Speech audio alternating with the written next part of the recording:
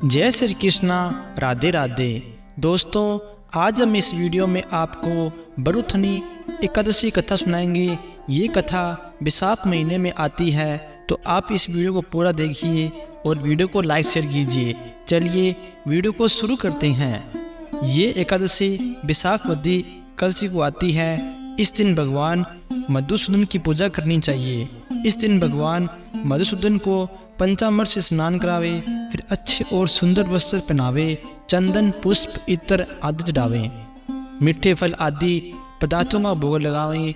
भोग के बाद आचमन कराकर धूप दीप आदि से उनकी आरती उतारें। फिर ब्राह्मणों को भोजन कराकर उन्हें अपनी शक्ति के अनुसार दान देवें। इस दिन सोना या सोने की अंगूठी, अन्न और गाय का दान उत्तम माना गया है। दान देने के बाद उनसे अपने पापों को देखकर क्षमा याचना करनी चाहिए और उनसे आशीर्वाद लेना चाहिए।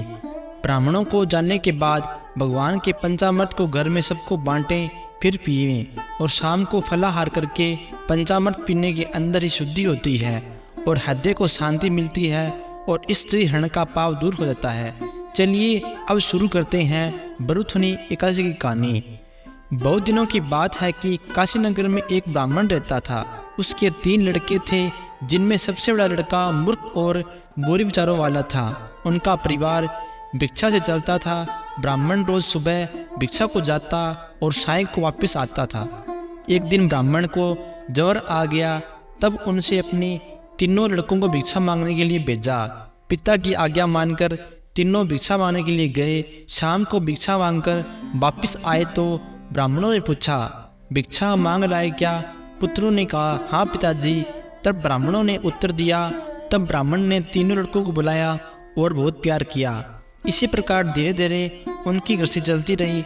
एक दिन बाप ने बेटा से कहा, बेटा घर पर बैठकर वेदों और शास्त्रों का पाठ पढ़ना शुरू कर दो। यह बात सुनकर बड़ा लड़का तो उठकर चला गया और छोटे लड़कों ने पिताजी की आज्ञा मानकर वेद तथा पुराणों का पढ़ना शुरू कर दिया। दोनों लड़के पढ़कर विद्वान बन गए, परंतु सबसे छोटा लड़का सबसे विद्वान निकला। एक दिन बड़ा लड़का भिक्षा मांगने के लिए गया था। भिक्षा मांगते मांगते एक गांव में पहुंचा। जब उनने पहले घर पर आवाज़ दी तो अंदर से एक युवती भिक्षा लेकर आई और वह बहुत सुंदर थी। लड़का उस पर मोहित हो गया और उस युवती को बातों में फंसाकर अपने घर ले आया। इस काम को देखकर ब्राह्मण ने उसे घर से निकाल दिया। तब वह लड़का दूसरे गांव में जाकर रहने लगा। एक दिन छोटा लड़का भिक्षा मांगते मांगते उसी गांव में बड़े भाई के साथ घर पहुंच गया।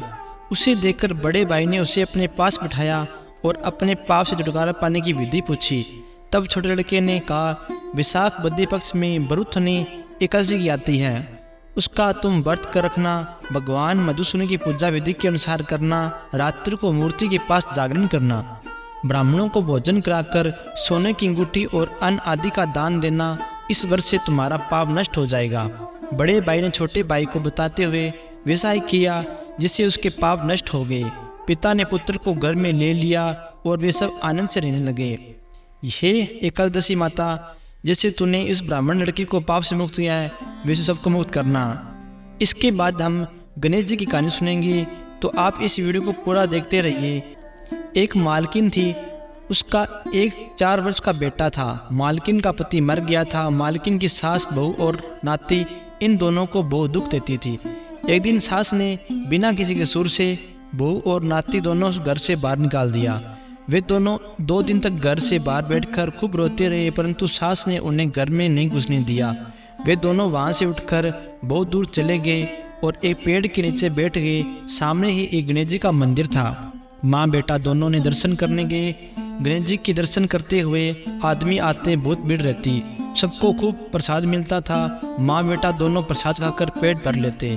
वे दोनों वहीं पेड़ के नीचे रहने लगे और गणेश जी की खूब पूजा सेवा करने लगे। दोनों में खूब भक्ति हो गई। एक दिन मालकिन ने मन में सोचा कि यह इतने लोग गणेश जी के दर्शन करने आते हैं, यदि हम यहाँ पर फूल प्रसाद और पूजा की सामग्री बेचते हैं तो खूब पैसा कमा लेंगे। दोनों माँ बेटा ने दुकान खोल ली और खूब बिक्री होने लगी। खूब पैसा आने लगा। नौकर भी रख लिया। अब तो मंदिर के पास खूब बड़ा मकान बना लिया। उसमें कई दुकानें भी बन गई थी। कई नौकर और मुनीम रख लिए। नौकर खूब बिक्री करने लगे। मालकिन दिन भर गणेश जी की सेवा में लगी रहती और सब नौकरों के ऊपर निगाहें रखती थी। मालकिन ने अपने लड़की को पढ़ने के लिए स्कूल भेज दिया। वहाँ राजा का लड़का भी पढ़ता था।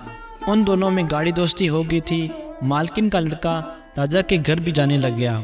यह बहुत सुंदर भी था। राजा की एक कुंवारी लड़की थी। उसने लड़के को देखकर अपनी भौजाई से कहा, मैं तो इस लड़की से शादी करूंगी। तब भौजाई ने राजकुमारी को बहुत समझाया कि तुम राजा की लड़की हो, वह मालकिन का लड़का है, इससे अपनी इज्जत चली जाएगी। राजा ये बात सहन नहीं कर रहे। राजकुमारी ने कहा कि मैं शादी करूंगी तो इस लड़के से साथ करूंगी। जिद पर अड़ गई। तब भाभी ने राजा रानी दोनों को राजकुमारी की शादी की सब बातें बता दी। यह सुनकर राजा ने राजकुमारी का वाई उस मालकिन लड़के के साथ खूब धूमधाम से कर दिया और खूब दान दहेज देकर बेटी को विदा कर दिया। मालकिन बेटा बहू और खूब दान दहेज के आते देख बड़े खुश हो गए थे। मंदिर में जाकर बेटा बहू से गणेश जी की ढोक लगाई। अब तो गणेश जी की प्रतिष्ठा भी बढ़ गई थी। तमाम आदमी दर्शन करने को आने लगे। मालकिन के खूब ठाट बाट हो गए, खूब आनंद मंगल होने लगे। उधर मालकिन की सास बहुत दुखी रहने लगी। खाने को घर में कुछ भी नहीं था। तब एक दिन वह रोती रहती नाती के पास आई और बोली, मुझे नौकरी पर रख लो, खाली रोटी कपड़ा दे देना, मैं तुम्हारे घर सारे काम किया करूँगी। नाती दादी को नहीं पहचाना और दादी नाती को नहीं पहचानी। मालकिन जब पूजा पर बैठी तो वह घर में अपनी सास को काम करते देख आश्चर्य करने लगी। वह बोली, तुम यह काम मत करो, तुम यहाँ कैसे आई? सास बोली, मुझे सेठ ने रोटी कपड़ा पर नौकरी पर रखा है, घर के सब काम करूँगी। मालकिन बोली, यह अपना मकान है, वह सेठ तुम्हारा नाती है, ये नत बहू है, तुमने तो हम दोनों को भूखे प्यासे घर से निकाल दिया, हमारी लाज गणेश जी ने रखी, यह सब वैभव उनकी कृपा का फल है। यह वैभव देखकर सास बहुत शर्मिंदा हुई और बोली, मैंने अपनी करने का फल भोग लिया। मालकिन सास से बोली, अब आप यहीं रहो, नाती का सुख देखो। सास बहू के पास रहने लगी। हे गणेश जी महाराज, जैसा अपने मालकिन बहू और मालकिन को दिया है इसे सबको देना। जय श्री राम, जय गणेश जी महाराज की जय हो। दोस्तों, आज की वीडियो में इतना ही। आपको ये बैसाख माह की 11 और गणेश जी कहानी अच्छी लगी तो वीडियो को लाइक शेयर करना और चैनल को सब्सक्राइब करना। जय श्री कृष्णा, राधे राधे।